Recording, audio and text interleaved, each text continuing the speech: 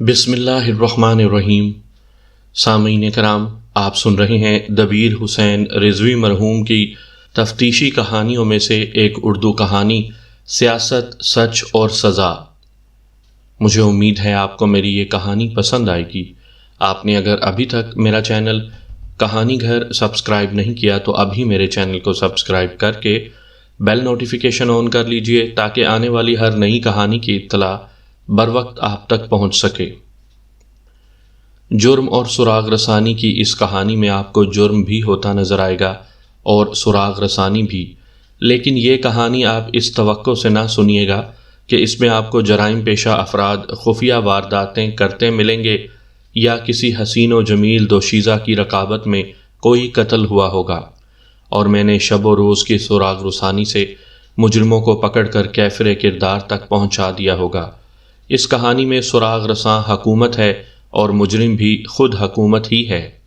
اس کہانی سے آپ پر واضح ہو جائے گا کہ انگریزوں نے اس ملک میں کس طرح حکومت کی تھی اور پولیس کو کس طرح استعمال کیا جاتا تھا۔ ہمیں انگریزوں سے جو اچھے برے اوصاف ورثے میں ملے، ان میں حکومت کرنے کا یہ ڈھنگ بھی ملا جو بھارتی اور پاکستانی حکمران بھی بوقت ضرورت آزماتے ہیں۔ میں آپ کو کہانی سنا دیتا ہوں، رائے آپ خود قائم کرتے رہیے گا۔ امرتسر سے 20 میل دور اجنالہ ایک بڑا قصبہ ہے، اب شاید شہر بن چکا ہوگا۔ میں سن 1937 میں تھانہ اجنالہ کا SHO تھا۔ اجنالہ کے ساتھ میری ایک جذباتی اور تاریخی وابستگی تھی جو ہمیشہ رہے گی۔ سن 1857 کی جنگ آزادی کے دوران یہاں مسلمانوں کی ایک بٹالین 26 پنجابی پیادہ ہوا کرتی تھی۔ اس پلٹون کی تمام تر مسلمان نفری باغی ہو کر بارکوں سے نکل گئی، لیکن اس نفری کے پاس ہتھیار نہیں تھے۔ انگریزوں نے ان مجاہدین کے تعاقب میں جا کر انہیں اس طرح گھیرا کہ آگے دریائے راوی تھا جس میں طغیانی تھی اور پیچھے گورا ریجمنٹ۔ کچھ مجاہدین دریا تیر کر کے پار کرنے کی کوشش میں طغیانی کی نظر ہو گئے اور 250 زندہ پکڑے گئے۔ انہیں اجنالہ لے جا کر سکھوں کی رائفلوں سے مروا دیا گیا تھا اور ان کی لاشیں ایک ویران کنویں میں پھینک کر کنویں کو پتھروں سے بھر دیا گیا تھا۔ یہ 250 سرفروش پاکستان کے اولین شہید تھے۔ اس لحاظ سے اجنالہ کو میں اتنا ہی مقدس سمجھتا تھا جتنا دلی اور میرٹھ کو، جہاں سے سن 1857 کی جنگ آزادی کی ابتدا ہوئی تھی۔ سن 1937 میں آزادی کی تحریک چل رہی تھی جس میں ہندو کانگریس پیش تھی۔ اسی سال علامہ اقبال نے آج کے پاکستان کا تصور الہ آباد میں پیش کیا اور ہندوؤں کو چونکا دیا تھا۔ ہندو لیڈروں نے دیکھا کہ مسلمان اپنا محاذ آزادی الگ بنانے لگے ہیں تو انہوں نے اپنی تحریک آزادی تیز کر دی۔ ان کا مقصد بڑا صاف تھا، وہ انگریزوں سے پورا ہندوستان لے کر مسلمانوں کو اپنا محکوم بنانا چاہتے تھے۔ وہ مسلمانوں کے اس دعوے کو تسلیم نہیں کرتے تھے کہ وہ ایک الگ قوم ہیں۔ ان دنوں کانگریس کی طرف سے سول نافرمانی کی تحریک چل رہی تھی۔ اس کا مقصد یہ تھا کہ انگریزی حکومت کے احکام کی نافرمانی کی جائے۔ ولایتی مال کا بائیکاٹ کر دیا گیا، سرکاری اداروں سے تعلق توڑ لیا گیا۔ مہاتما گاندھی نے اپنے چرخے کو فروغ دیا اور لوگوں سے کہا کہ وہ چرخے پر اپنے ہاتھوں پر تیار کیے ہوئے کھدر کے کپڑے پہنا کریں۔ یہ تحریک شہروں اور قصبوں سے دیہات تک پہنچ گئی۔ اس وقت امرتسر کا ڈپٹی کمشنر اے میکڈونلڈ تھا جو بعد میں پنجاب کا ہوم سیکرٹری مقرر ہوا تھا۔ پولیس کا SP جی ڈرنٹ تھا جو بعد میں پنجاب CID کا IG بنا تھا۔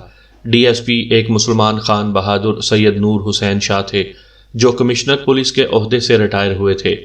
انگریز ہندو سے زیادہ عیار تھا۔ جب ہندوؤں کی تحریک سول نافرمانی دیہات میں پہنچ گئی تو انگریزی حکومت نے دیہات سدھار اسکیم بنائی جس کا خالق اور روح رواں ایک بڑا ہی کایا انگریز FL برین تھا۔ آپ کو تفتیشی کہانیوں میں اکثر بتایا جاتا ہے کہ دیہات میں دیہاتیوں میں سے ہی کچھ افراد کو سرکاری حیثیت دے دی گئی ہے۔ یہ تھے ذیلدار، نمبردار، سفید پوش، چوکیدار اور انعام خور۔ ان کے علاوہ دیہات میں فوجی پینشنرز بھی موجود تھے جو انگریزوں کا ہی نمک حلال کیا کرتے تھے۔ جاگیردار اور بڑے بڑے زمیندار بھی تھے۔ انگریزوں نے دیہات سدھار اسکیم میں ان لوگوں کو شامل کر کے دیہاتیوں پر ان کے رعب، دبدبے اور اثر و رسوخ کو استعمال کیا اور دیہات میں کانگریس کی سول نافرمانی کی تحریک بیکار کر دی۔ ضلع امرتسر سول نافرمانی کی تحریک کا میدان جنگ بن گیا تھا۔ ہندو سکھوں کو استعمال کر رہے تھے۔ اس سے تھوڑا ہی عرصہ پہلے تک سکھ ماسکو جایا کرتے تھے اور وہاں روسی ماہرین انہیں تخریب کاری اور دہشت انگیزی کی ٹریننگ دے دیا کرتے تھے۔ انگریزوں نے انہیں ماسکو غدارٹیز کہا تھا، یعنی ماسکو کے تربیت یافتہ غدر کرنے والے۔ بہت سے سکھ یہ ٹریننگ لے کر آئے تھے۔ پیسہ ہندو کا خرچ ہو رہا تھا اور عملی میدان میں سکھوں کو استعمال کیا جا رہا تھا۔ یہ سکھ انگریزوں کا تو کچھ نہ بگاڑ سکے۔ 10 سال بعد سن 1947 میں ان کی روسی تربیت مسلمانوں کے خلاف کام آئی۔ انہوں نے مسلمانوں کا قتل عام کیا۔ امرتسر CID نے رپورٹ دی کہ سول نافرمانی کی تحریک کو امرت دھارا والے مالی امداد دے رہے ہیں۔ ہماری جو نسلیں پاکستان میں پیدا ہوئی ہیں انہوں نے امرت دھارا کا نام سنا ہو، شاید اس کی شان و شوکت نہیں دیکھی ہوگی۔ امرت دھارا ایک دوائی تھی جسے ہر مرض کی دوا سمجھا جاتا تھا۔ سر درد ہو تو اس کے 2-3 قطرے ماتھے پر مل لو، بخار ہو تو 2-3 قطرے پانی میں ملا کر پی لو، کہیں چوٹ آ جائے تو امرت دھارا مل دو۔ یہ دوائی آب حیات کی طرح مشہور اور مقبول ہو گئی تھی۔ امرت دھارا والوں کی بلڈنگ لاہور میں موجود تھی۔ آزادی کے بعد امرت دھارا والے ہندو ہونے کی وجہ سے سرحد پار چلے گئے تھے۔ امرتسر میں بھی لاہور کی طرح ان کا ایک مرکز تھا اور لاہور جیسی ہی بلڈنگ تھی۔ یہ لوگ اس وقت کے لاکھ پتی تھے۔ اس دور میں لاکھ پتی لاکھوں میں ایک ہوا کرتا تھا۔ CID کی اس رپورٹ پر کہ امرت دھارا والے سول نافرمانی کی تحریک کو مالی امداد دے رہے ہیں، امرتسر کے DC میکڈونلڈ، SP ڈرنٹ اور CID کے DSP خان صاحب مرزا عطا اللہ مرحوم نے کانفرنس کی اور فیصلہ کیا کہ امرت دھارا والوں سے کانگریس کی تحریک کو جو امداد مل رہی ہے وہ ایسے عبرتناک طریقے سے بند کی جائے کہ کوئی بھی کسی بھی تحریک کو امداد دینے کی جرت نہ کر سکے۔ تھانہ اجنالہ میں میرے چارج لینے سے پہلے تخریب کاری کا ایک مقدمہ رجسٹر تھا۔ سرکاری تنصیبات کو تباہ کرنے کی کوشش کی گئی تھی۔ ملزموں کا کچھ پتہ نہیں تھا کہ کون ہیں، البتہ یہ یقین تھا کہ ان کا تعلق کانگریس کی تحریک کے ساتھ ہے۔ چنانچہ نامعلوم ملزموں کے خلاف تفتیش ہو رہی تھی۔ مجھے مرزا عطا اللہ DSP نے اس تفتیش کے لیے امرتسر بلایا۔ میں گیا تو مرزا صاحب نے میری موجودگی میں پہلے ڈپٹی کمشنر کو پھر SP کو بتایا کہ اجنالہ کا SHO آ گیا ہے۔ ان دونوں انگریز افسروں نے انہیں کچھ ہدایات دیں۔ مرزا عطا اللہ نے ان ہدایات اور احکام کے مطابق مجھے حکم دیا کہ میں امرتسر میں امرت دھارا والوں کی خانہ تلاشی لوں اور انہیں گرفتار کروں، کیونکہ CID کی رپورٹ کے مطابق وہ کانگریس اور سکھوں کو حکومت کے خلاف مالی امداد دے رہے ہیں، اور تخریب کاری کا جو کیس تھانہ اجنالہ میں رجسٹر ہے اس میں بھی امرت دھارا والوں کا ہی ہاتھ ہے۔ یہ کیس مجھ سے پہلے کا تھا۔ میں نے مثل دیکھی تو اس میں کہیں بھی امرت دھارا والوں کا ذکر نہیں تھا۔ کسی نے بھی ان کے خلاف شک کا اظہار نہیں کیا تھا۔ میں نے مرزا صاحب سے کہا کہ ضابطۂ فوجداری کے مطابق مشتبہ کا کچھ نہ کچھ اشارہ کاغذات میں ہونا چاہیے۔ میں نے انہیں کہا کہ میں مثل میں لکھ لیتا ہوں کہ DSP CID کے حکم سے امرت دھارا والوں کی خانہ تلاشی لی گئی۔ نہیں، مرزا عطا اللہ نے کہہ کر مجھے حیران کر دیا، یہ کاروائی خفیہ رکھنی ہے۔ یہ لکھ لو کہ معتبر مخبروں نے مصدقہ اطلاع دی ہے کہ امرت دھارا والے تخریب کاروں کو امداد دیتے ہیں، اور انہوں نے تخریب کاری کی اس واردات میں بھی امداد دی ہے۔ آپ یہ لکھ لیں، آپ کو اصل مجرم مل جائیں گے۔ میں ذاتی طور پر محسوس کر رہا تھا کہ یہ لوگ ہندو تاجر ہیں۔ ہندو لیڈر جرت کا مظاہرہ کر سکتا ہے، ہندو تاجر ایسا خطرہ مول نہیں لے سکتا۔ میں ہندوؤں سے ایسی دلیری کی توقع نہیں رکھتا تھا، مگر مجھے حکم کی تعمیل کرنی تھی۔ اتنے بڑے افسروں اور خصوصاً انگریز افسروں کے سامنے میری رائے کی کوئی اہمیت نہیں تھی۔ امرتسر کے حال بازار میں امرت دھارا والوں کی بہت بڑی دکان تھی۔ امرت دھارا کے علاوہ ان کے پاس چند اور دیسی دوائیاں بھی تھیں اور مربے وغیرہ بھی۔ مجھے امرتسر پولیس کے 6-7 کانسٹیبل دیے گئے۔ میں نے اسی وقت دن کے وقت جا چھاپا مارا۔ دکان کے مالکان نہیں تھے، سب ملازم تھے۔ میں نے بری طرح تلاشی لی، کونے کھدرے دیکھے، باہر بازار میں تماشائیوں کے ٹھٹ لگ گئے۔ میں نے میزوں کی درازیں بھی کھول کر دیکھیں، کچھ خطوط برآمد ہوئے، لیکن سب کاروباری نوعیت کے تھے۔ میں نے سوچا کہ یہ لوگ ایسے جاہل تو نہیں ہو سکتے کہ خطرناک قسم کے خطوط کھلے درازوں میں رکھیں گے۔ مجھے اتنی بڑی دکان کو تہو بالا کر کے کچھ بھی حاصل نہ ہوا۔ میں جان گیا کہ امرت دھارا والوں کو محض ہراساں کیا جا رہا ہے۔ اس دوران مالکان میں سے کوئی بھی دکان میں نہ آیا۔ میں امرتسر کوتوالی چلا گیا اور مالکان کو بلا بھیجا۔ آدمی واپس آ گیا، اس نے بتایا کہ مالکان میں سے کوئی بھی امرتسر میں نہیں ہے۔ اس کا مطلب یہ تھا کہ وہ روپوش ہو گئے تھے۔ 3 روز تک ان کا سراغ نہ ملا۔ چوتھے روز شام کے کچھ بعد CID کے مخبروں نے اطلاع دی کہ مالکان اپنے گھر میں ہیں اور شاید صبح تک پھر غائب ہو جائیں گے۔ اس سے مجھے شک ہوا کہ ان پر شبہ بلا وجہ نہیں کیا گیا، یہ واردات میں ملوث ہیں۔ میں نے تہیہ کر لیا کہ انہیں اب غائب نہیں ہونے دوں گا۔ میں نے رات کے آخری پہر ان کے گھر پر چھاپا مارا۔ یہ سحر کے آغاز کا وقت تھا۔ بہت بڑی حویلی تھی۔ صحن کی دیوار قد آدم سے ذرا اونچی تھی۔ میں نے ایک کانسٹیبل کی مدد سے دیوار پھلانگی اور اندر سے صدر دروازہ کھول کر اپنی پارٹی کو اندر لے گیا۔ گھر والے سوئے ہوئے تھے، کسی کو خبر تک نہ ہوئی کہ پولیس اندر آ گئی ہے۔ حویلی کے کئی ایک کمرے تھے، وہاں 3 جوان بیٹے تھے اور تینوں کی جوان بیویاں تھیں۔ ہم تینوں کے کمرے میں جا گھسے۔ تینوں پرائیویسی کی حالت میں تھے۔ ہڑبڑا کر اٹھے۔ ان کے والدین خاصے بوڑھے تھے۔ آپ تصور کر سکتے ہیں کہ ان کی حالت کیا ہوئی ہوگی۔ وہ سوسائٹی کے معزز لوگ تھے، جرائم پیشہ نہیں تھے۔ نوجوان بیویاں تھر تھر کانپ رہی تھیں۔ میں نے تلاشی لینی شروع کی تو تمام ٹرنک، سوٹ کیس، دراز، ڈبے وغیرہ الٹ پلٹ کر دیکھے۔ میں نے بڑی ہی تفصیلی تلاشی لی، مگر کچھ بھی برآمد نہ ہوا، جس سے ثابت ہوتا کہ یہ لوگ تخریب کاری کی واردات میں ملوث تھے۔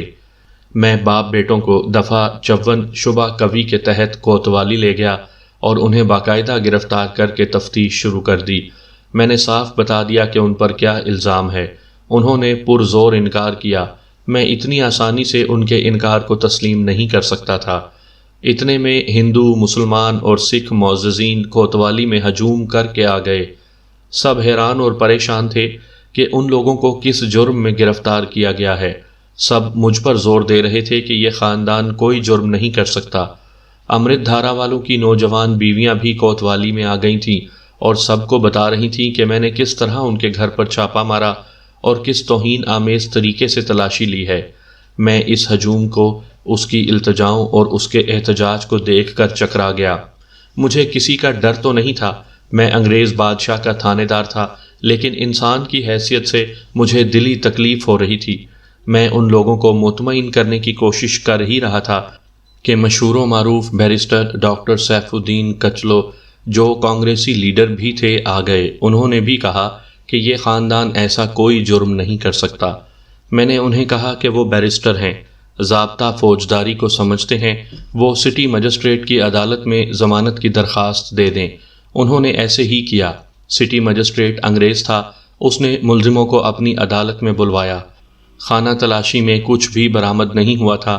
سٹی مجسٹریٹ نے انہیں ضمانت پر رہا کر دیا۔ میں نے DSP CID مرزا عطا اللہ کو تفصیلات سے زبانی آگاہ کیا اور ضمنیہ تیار کر کے افسران بالا کو بھجوا دیں۔ میں بھی آخر پولیس کا افسر تھا، بہت کچھ سمجھتا تھا۔ مجھے یقین سا ہونے لگا کہ امرت دھارا والے بے گناہ اور معزز لوگ ہیں اور انہیں کسی وجہ سے پریشان کیا جا رہا ہے۔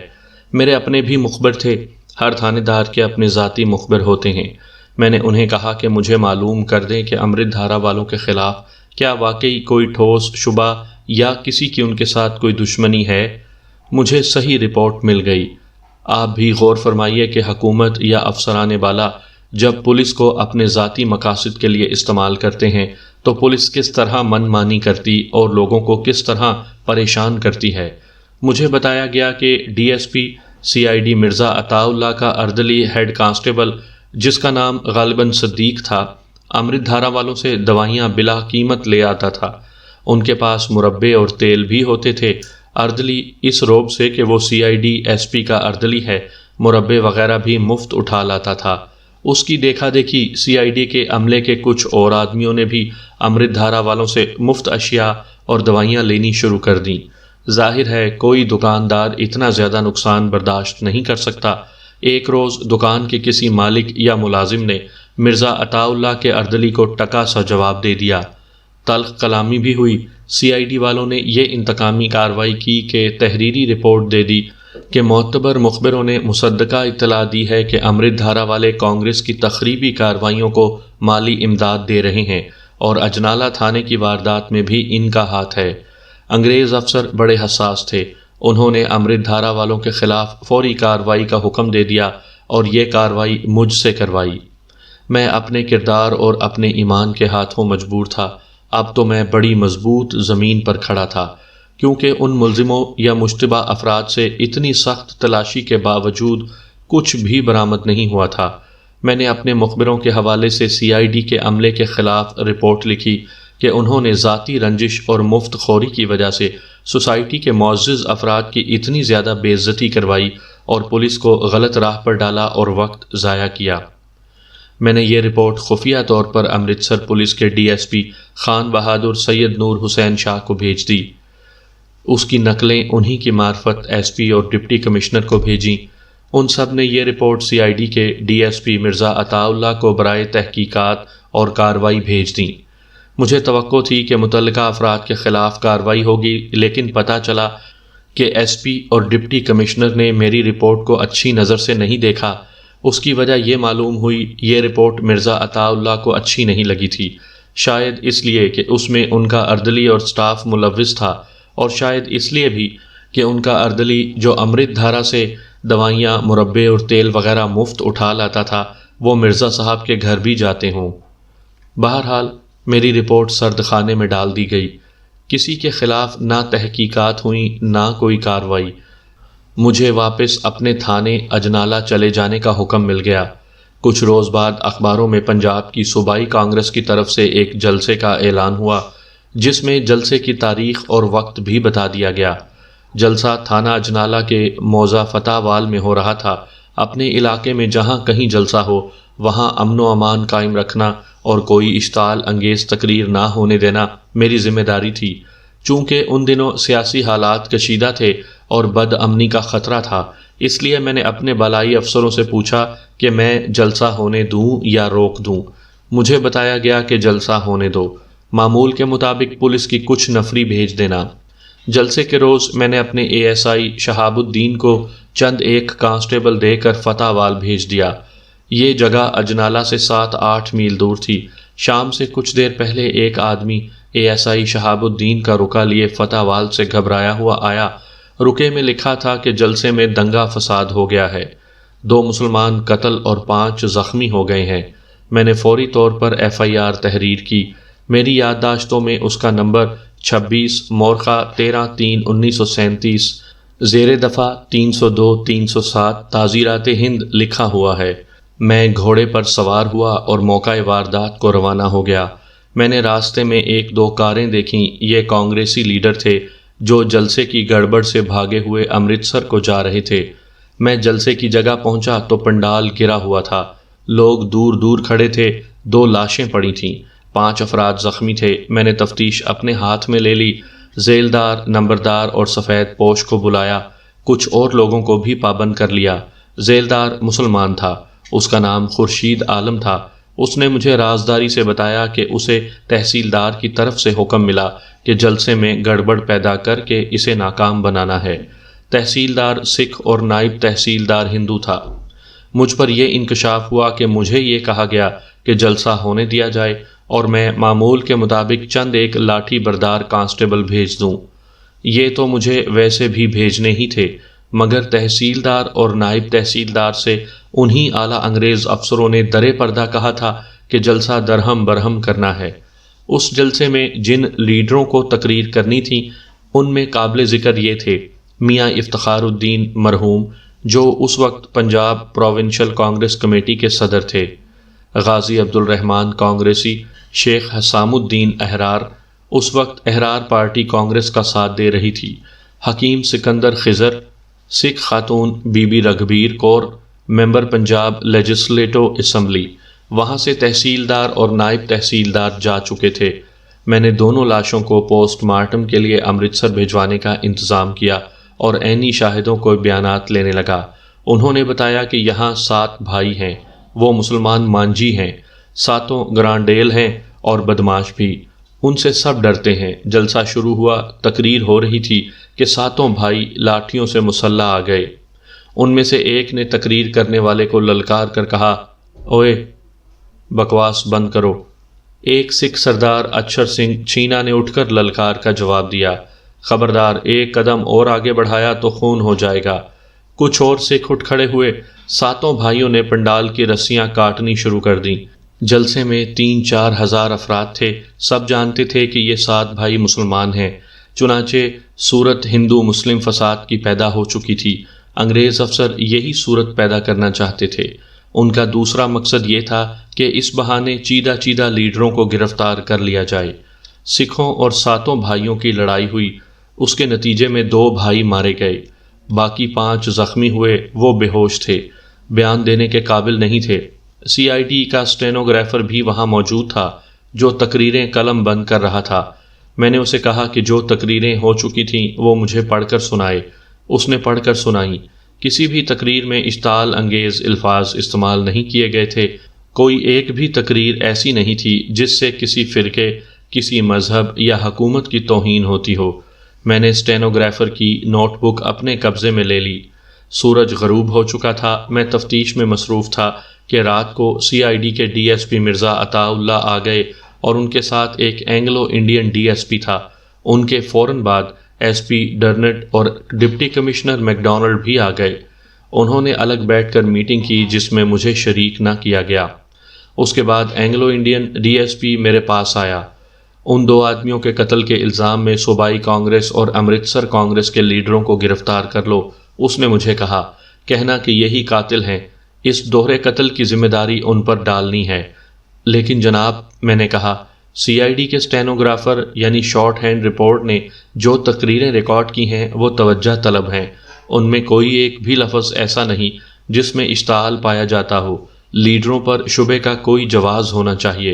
اسٹینوگرافر کی تحریر میں ہم خود رد و بدل کر لیں گے، DSP نے کہا۔ کسی کی تقریر میں اشتعال انگیز جملے ڈالنا کوئی مشکل کام نہیں۔ اس اینگلو انڈین DSP نے جب مجھے ان لیڈروں کے نام بتائے جنہیں ان 2 آدمیوں کے قتل میں گرفتار کرنا تھا تو میں حیران رہ گیا کہ اس فہرست میں ان لیڈروں کے بھی نام تھے جو جلسے میں آئے ہی نہیں تھے۔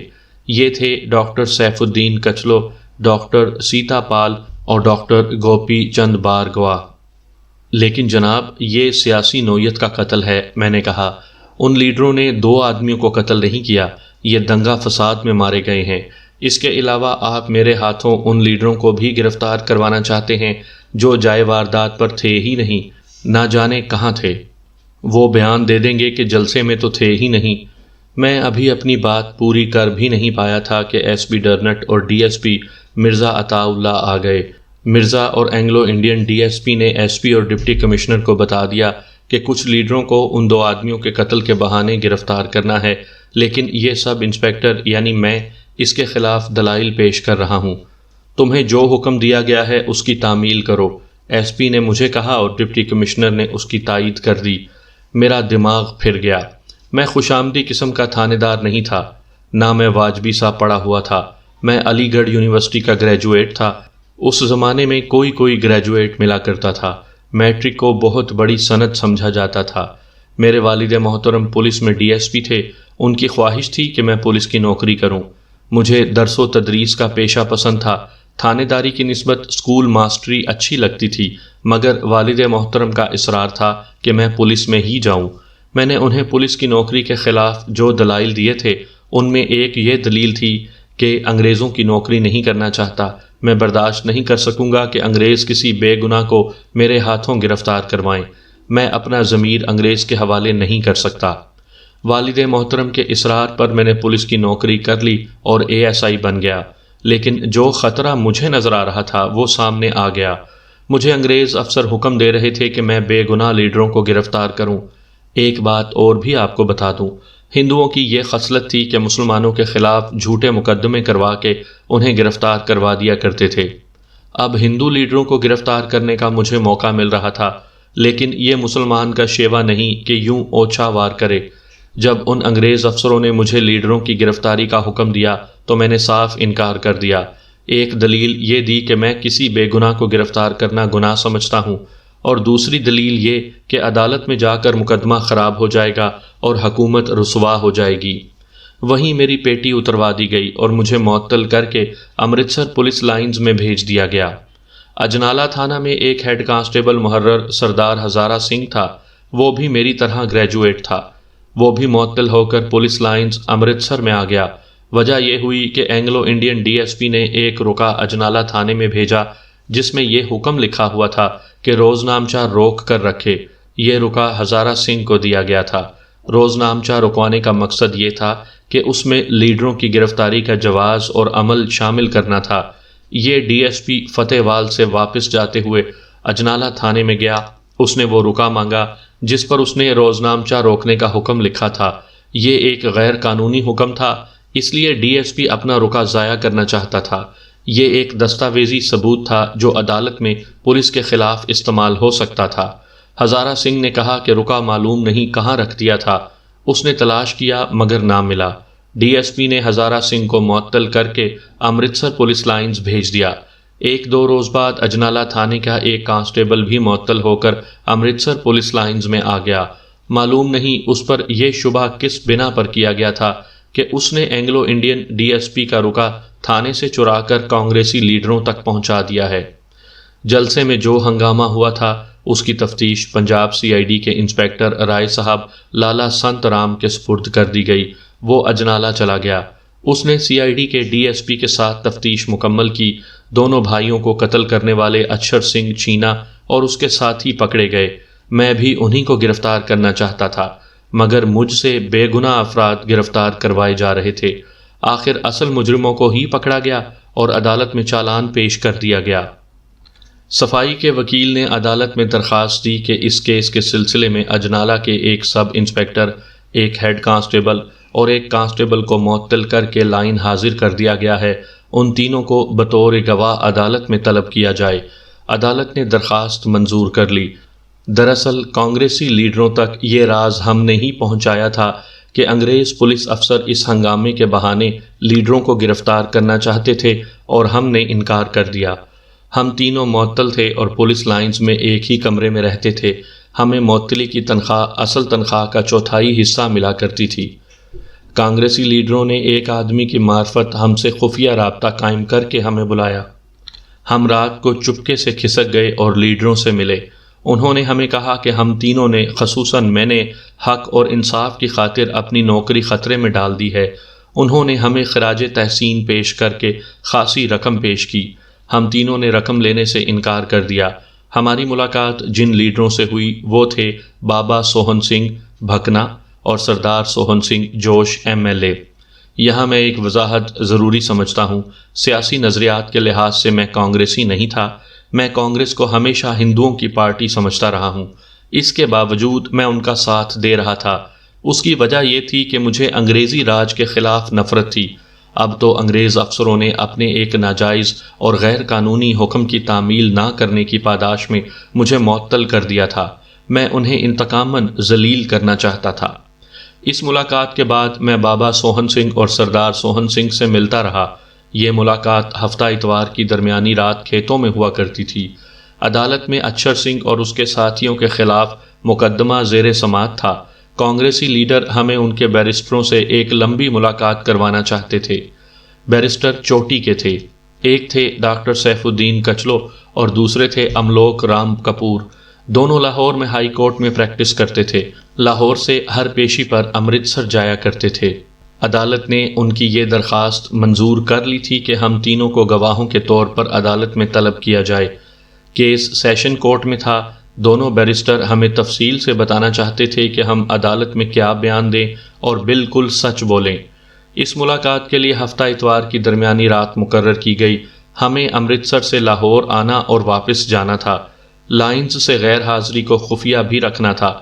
ہم تینوں کمرے سے نکل گئے۔ ملاقات کی جگہ پہنچے تو وہاں ایک کار کھڑی تھی۔ ہمیں اس میں بٹھایا گیا اور کار انتہائی رفتار سے لاہور پہنچی اور بیرسٹر املوک رام کپور کی کوٹھی واقعہ فین روڈ میں آ رکی۔ ڈاکٹر سیف الدین کچلو وہاں موجود تھے۔ دونوں بیرسٹروں نے ہمیں کہا کہ ہمیں انگریز افسروں نے لیڈروں کی گرفتاری کے لیے جو حکم دیا تھا اور ہم نے جس طرح انکار کیا تھا وہ منوعاً عدالت میں کہہ دیں۔ میں جانتا تھا کہ ایسا بیان دینے کا نتیجہ کیا ہوگا، یہی کہ ہم تینوں کو ملازمت سے سبکدوش کر دیا جائے گا۔ میں اس کے لیے ذہنی طور پر تیار تھا۔ بیرسٹروں اور کانگریسی لیڈروں نے خود ہی کہہ دیا کہ ہمیں سچ بولنے کی زیادہ سے زیادہ سزا یہ ملے گی کہ ہماری نوکری ختم ہو جائے گی۔ بیرسٹروں اور لیڈروں نے ہمیں یقین دلا دیا کہ وہ ہمارے مستقبل کا نہایت اچھا انتظام کر دیں گے۔ میں یو پی کا رہنے والا تھا۔ اس وقت یو پی میں ایک ہندو گوپی وزیر اعلیٰ تھے۔ مجھے کہا گیا کہ مجھے نوکری سے اگر جواب مل گیا تو مجھے یو پی میں سب انسپیکٹر لگوا دیا جائے گا۔ لیڈروں نے کہا کہ وہ مجھے پنجاب کے کسی بینک میں بڑی اچھی ملازمت دلوا دیں گے۔ مجھے کسی لالچ اور انعام کی ضرورت نہیں تھی۔ میاں افتخار الدین اور ڈاکٹر گوپی چند بارگو کو بھی وہیں بلا لیا گیا۔ مجھے ان دونوں لیڈروں کو بھی گرفتار کرنا تھا، لیکن میں نے یہ حکم مارنے سے انکار کر دیا تھا۔ دونوں میرے مداح اور ممنون تھے۔ انہوں نے بھی کہا کہ وہ مجھے یو پی میں سب انسپیکٹر کا عہدہ دلا دیں گے۔ بہرحال میں نے ہزارہ سنگھ اور کانسٹیبل دیس راج نے عدالت میں سچی گواہی دینے کا وعدہ کیا۔ بیرسٹر املوک رام کپور نے میری گواہی مزید مضبوط بنانے کے لیے اور قانونی ضرورت پوری کرنے کے لیے مجھے اپنے بیان میں رنگ آمیزی کرنے کو کہا۔ اس نے مجھے چند جملے بتائے، لیکن میں نے یہ کہہ کر رنگ آمیزی کرنے سے انکار کر دیا کہ میں سچ بولوں گا۔ یہ لیڈر خصوصاً میاں افتخار الدین بہت امیر کبیر لوگ تھے۔ انہوں نے ہم تینوں کو 10-10 ہزار روپے کی پیشکش کی۔ یقین کیجئے کہ میں نے تو یہ پیشکش قبول نہ کی۔ ہیڈ کانسٹیبل اور کانسٹیبل نے بھی یہ رقم قبول نہ کی۔ یہ پیش نظر رکھیے کہ اس دور کے 10,000 آج کے کئی لاکھوں کے برابر تھے۔ عدالت نے ہمیں گواہی کے لیے طلب کر لیا۔ پیشی کی تاریخ میں 1 ہفتہ باقی تھا۔ میرے بھائی صغیر حسین، جنہیں ہندوؤں نے سن 1947 کے قتل عام میں حصار میں بمائے اہل و عیال شہید کر دیا تھا، تھانہ نور محل ضلع جلندھر میں سب انسپیکٹر تھے۔ ایس پی کے ذریعے انہیں امرتسر بلا لیا گیا۔ میرے والد مرحوم جھنجھنانا یو پی میں تھے۔ وہ ڈی ایس پی کے عہدے سے ریٹائر ہوئے تھے۔ انہیں بھی انگریز افسروں نے امرتسر بلا لیا، لیکن وہ نہ آ سکے، وہ بیمار تھے۔ انہوں نے اپنے ایک ہندو دوست رائے بہادر لالا سرداری لال پی ڈی ایس پی امرتسر کو خط لکھا کہ وہ میرا خیال رکھیں۔ میرے والد محترم کی جگہ لالا سرداری لال میرے افسروں کے پاس چلے گئے۔ میرے انگریز افسروں نے میرے بھائی اور لالا سرداری لال سے کہا کہ مجھے گواہی دینے سے روکیں۔ مجھے حکماً گواہی دینے سے کوئی نہیں روک سکتا تھا۔ مجھے سیشن کورٹ نے طلب کیا تھا۔ میرے بھائی اور لالا سرداری لال نے مجھے کہا کہ میں گواہی نہ دوں۔ میں نے ان کی بات ماننے سے انکار کر دیا۔ انہوں نے مجھ پر بہت دباؤ ڈالا، لیکن میں ڈٹا رہا۔ اس کی اطلاع کانگریسی لیڈروں کو مل گئی کہ مجھ پر گواہی نہ دینے کے لیے دباؤ ڈالا جا رہا ہے۔ وہ کچھ گھبرا گئے۔ میں پیشی کے روز عدالت میں پیش ہوا، لیکن صفائی کے بیرسٹر نے میری گواہی منسوخ کروا دی۔ لیڈروں کو شک ہو گیا تھا کہ میں شاید دھوکہ دوں گا۔ دراصل سرداری لال نے مشہور کر دیا تھا کہ اس نے مجھے اپنے زیر اثر کر لیا ہے۔ ہیڈ کانسٹیبل ہزارہ سنگھ اور کانسٹیبل دیس راج کو ملزموں کی صفائی میں پیش کیا گیا۔ انہوں نے بڑے اچھے اور سچے بیان دیے اور کہا کہ جلسے میں ہنگامہ انگریز افسروں نے کروایا تھا، اور جب 2 آدمی مارے گئے تو انگریز افسروں نے کانگریسی لیڈروں کو گرفتار کرنے کی کوشش کی۔ اس موقع پر Anglo Indian D S P کا وہ رکا عدالت میں پیش کر دیا گیا جو اس نے ہیڈ کانسٹیبل محرر کو بھیجا تھا کہ روز نامچہ روک کر رکھے۔ وہ اس میں اپنے مفاد کی تحریر شامل کرنا چاہتا تھا۔ یہ رکا گم نہیں ہوا تھا۔ ہزارہ سنگھ نے یہ روز نامچے کے ساتھ نتھی کر دیا تھا۔ یہ بڑے کام کی دستاویز تھی، مگر یہ رکا اچھر سنگھ چھینا اور اس کے ساتھیوں کو سزا سے نہ بچا سکا۔ ملزموں کو لمبی سزائے قید دی گئی۔ ہم بھی سزا سے نہ بچ سکے۔ ہمارے خلاف محکمانہ کارروائی کی گئی۔ جرم یہ تھا کہ ہم اپنے افسروں کے خلاف گواہی دینے کے لیے عدالت میں پیش ہوئے تھے۔ میری گواہی نہیں ہوئی تھی، لیکن میں عدالت میں تو پیش ہوا تھا۔ مجھے یہ سزا دی گئی کہ سب انسپیکٹر سے اسسٹنٹ سب انسپیکٹر بنا دیا گیا اور 6 سال کے لیے ترقی روک دی گئی۔ ہیڈ کانسٹیبل ہزارہ سنگھ اور کانسٹیبل دیس راج کو ملازمت سے برطرف کر دیا گیا۔ دونوں بے روزگار نہ رہے۔ ہندوؤں نے دونوں کو پنجاب نیشنل بینک میں ملازمت دلوا دی۔ مجھے ضلع حصار میں موبائل پیٹرول ٹریفک میں لگا دیا گیا۔ میری ترقی 6 سال کے لیے روکی گئی تھی، لیکن 3 سال کے بعد مجھے ترقی دے دی گئی۔ مجھے سب انسپکٹر بنا کر دلی CID میں بھیج دیا گیا۔ مجھے پتا چلا کہ جس انگریز نے مجھے غلط حکم نہ ماننے اور سچ بولنے کی سزا دی تھی، اس انگریز نے اپنے روایتی یا قومی کردار کا بھی بھرپور مظاہرہ کیا۔ وہ یوں کہ امرتسر کا ڈپٹی کمشنر میکڈونلڈ انگلستان چلا گیا تھا۔ اس نے وہاں سے CID کے AIG JT بینٹ کو میرے متعلق ذاتی خط لکھا، جس میں اس نے اعتراف کیا کہ اس نے مجھے ایک غلط حکم دیا تھا۔ میکڈونلڈ نے لکھا کہ اسے فتح وال کا 3 سال پرانا کیس یاد آیا تو اسے میری یاد آ گئی۔ اس نے لکھا کہ اس کے ضمیر نے اسے ملامت کی، لہٰذا میری سزا کا باقی حصہ معاف کر دیا جائے اور مجھے ترقی دے دی جائے۔ چنانچہ مجھے 3 سال بعد ترقی دے دی گئی۔